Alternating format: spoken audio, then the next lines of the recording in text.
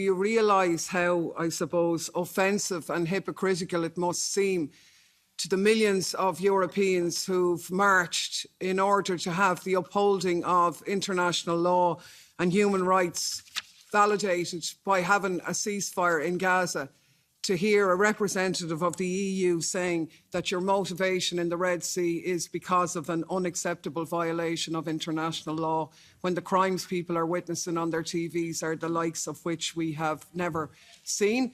And EU authorities have not only not done anything, but have been openly declaring that they are prepared to ignore the outcomings of the International Court of Justice.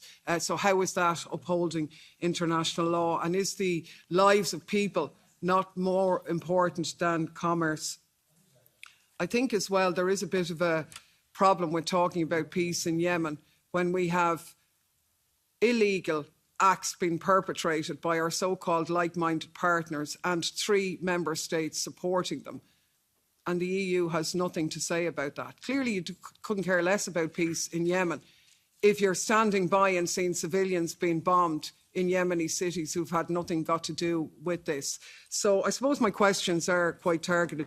Do you accept the claim by the Yemenis that they are only targeting Israeli ships and those destined to part of the occupied Palestinian territories, and that they are doing that in order to exercise pressure on Israel, a pressure which the EU could have done economically, for example, by suspending the EU-Israel Association Agreement and taking other efforts? They also say that their actions will stop once humanitarian aid is allowed to get in and access the people of Palestine who desperately need it. Again, a situation upheld by international law. So would it not be more productive to engage in that diplomatically rather than using it as an excuse for more militarism in the area?